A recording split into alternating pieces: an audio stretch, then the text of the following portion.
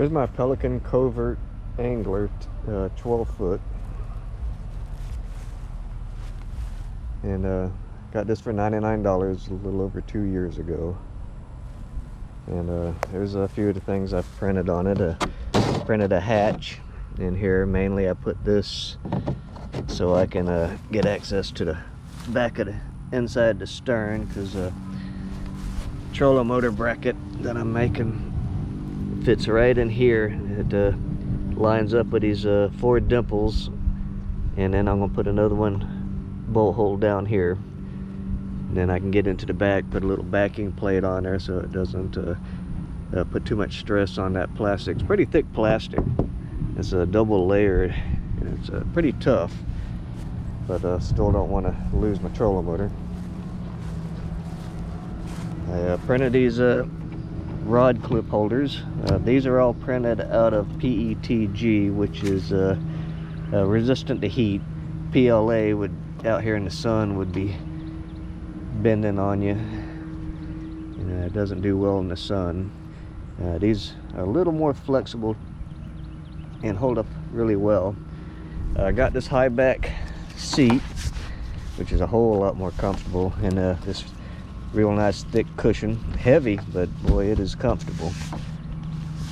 And I had to reprint this one because I needed an eyelet for the seat back, so I printed it with a nice thick eyelet on it, and then I put just regular eyelets on the other side.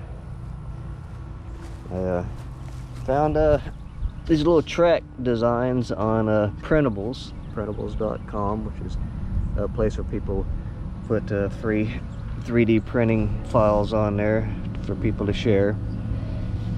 And these were straight, but yet my kayak has a curve, so what I've done is I tweaked the design a little bit by making the edges a little deeper, giving it a little curve on the bottom, so they fit on there really well. And somebody also had this nice design on these ball joints, ram joints.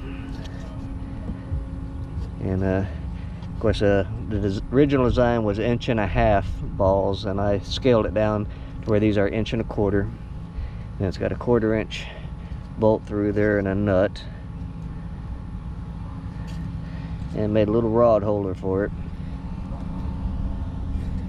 But wasn't too happy with how well this thing held. It's not the tightest thing in the world. I would need to reprint it and kind of knurl these ram balls or the inside of the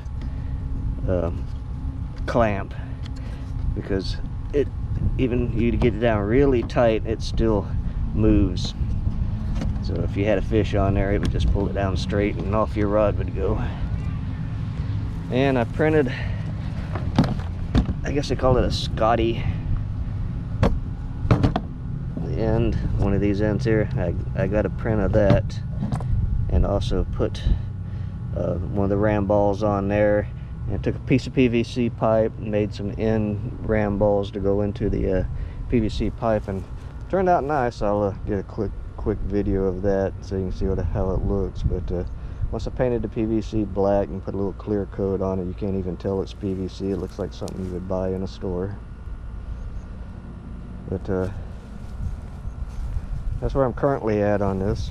Now I want to get that motor bracket on the back, and I did a makeshift trolling motor mount here. Actually worked pretty well. It's 1 inch PVC, and I found out that the bell ends fit into the rod holders really snug. Of course, it's not just going to slide in here. You got to take it apart, put it together, and well, these are already in there. But I managed to try the different thrust trolling motors. I tried the 17, the 28.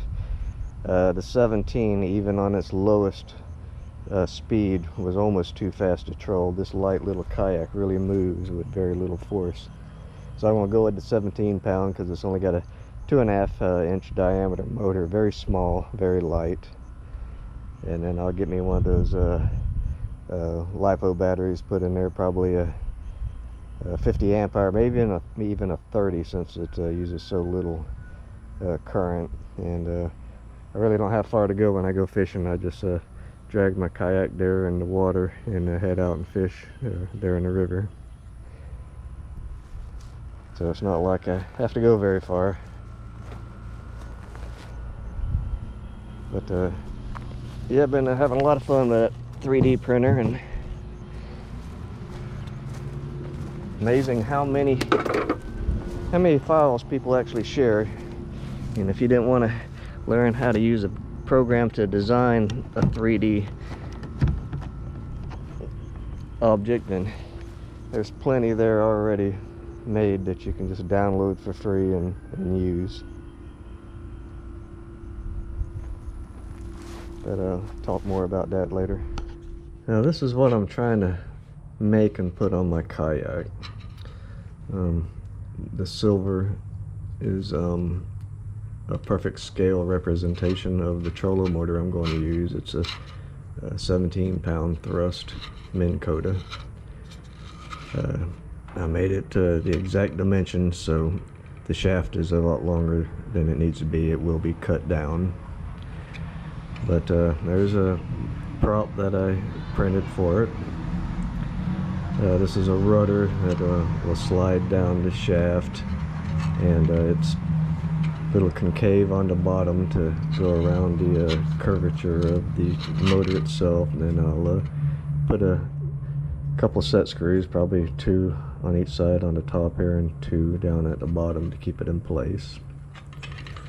And this is the mount that'll bolt to the stern of the kayak. It's perfectly contoured to fit the back of the kayak, and the 4 screws there line right up to the spots on the kayak for mounting a rudder. And I'll put one little extra one down below. That'll give it a little bit more support. And then this is hinged, so the motor will tilt.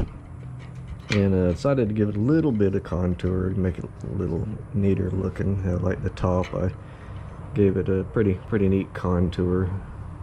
Didn't want just a box sticking up there. And this is 2-piece, and that's got a cavity in there. The wires will come out and then go down through the hole, and this should be 3/4, so I can put a electrical connector in there, waterproof connector, and run the wires straight out. And this is a steering arm, and I kind of turn the end that way. I want to steer it with a rod with a ball joint on the end of it, and I want it to be at an angle like that, so when you tilt it, it will allow the ball joint to tilt with the motor, so it won't bind up. This will be the locking collar. But yeah, this is a 25% scale, so 1/4 inch equals an inch on this. And then once I know just how deep I need to go down in the water, I'll shorten the shaft where it needs to be. And I've been thinking about adding like some brackets down here and being able to put an actuator on there, a 12-volt actuator, maybe one on each side, that'll hook to a collar, and you can just hit a button and you can raise and lower the trollo motor for depth, in case you get into pretty shallow water and you want to raise that motor higher up.